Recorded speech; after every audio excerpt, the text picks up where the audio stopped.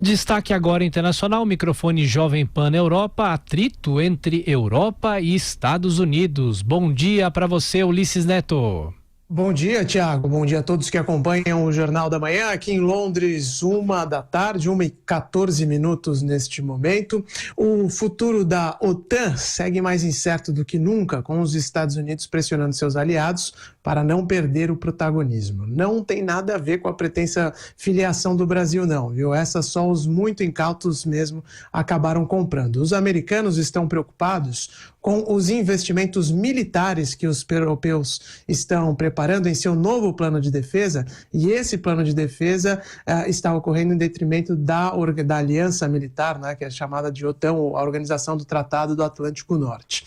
O Parlamento Europeu já autorizou a criação de um fundo para os investimentos no setor da ordem de 13 bilhões de euros para o período entre 2021 e 2027. Só que esse dinheiro não vai para a OTAN, esse dinheiro vai ser utilizado para uma nova ação europeia, e o que o continente está fazendo é tentar tomar o controle dos projetos de defesa da região sem a dependência de países de fora, e aí leia-se Estados Unidos também. Empresas extracomunitárias até vão poder participar desse programa, né, como fornecedores do novo plano de defesa da União Europeia.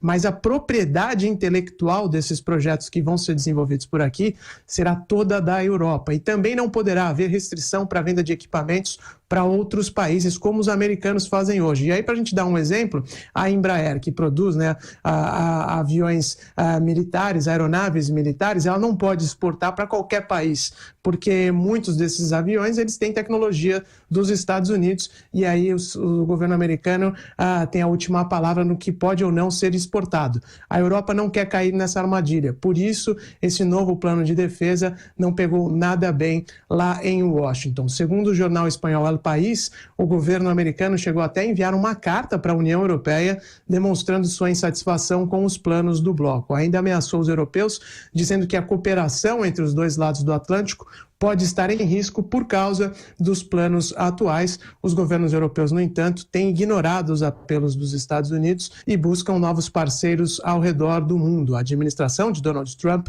não tem sido considerada um parceiro confiável desse lado do Atlântico. Além do novo programa de investimentos militares, que esse é um setor indispensável para a economia dos Estados Unidos, a Europa também se aproxima da China na área da tecnologia. A gente vem repetindo aqui que, apesar de todo o esperneio da Casa Branca, Alemanha e Reino Unido já decidiram contar com tecnologia chinesa na implantação das suas redes 5G de telefonia celular e internet. E é evidente que os americanos vão continuar liderando o mundo ainda por algum tempo, mas essa supremacia do país está sendo cada vez mais questionada até pelos aliados mais próximos. Tiago. Professor Vila. Eu acho que isso que o bem analisou o Ulisses é central. Tem que lembrar que o caso da OTAN, o Brasil não vai fazer parte da OTAN, isso daí só os incautos, né, imaginavam isso. Primeiro que o Brasil, salvo engano, no Atlântico Sul, e a OTAN, salvo engano, Norte. Do Atlântico Norte. Então, há uma pequena questão geográfica.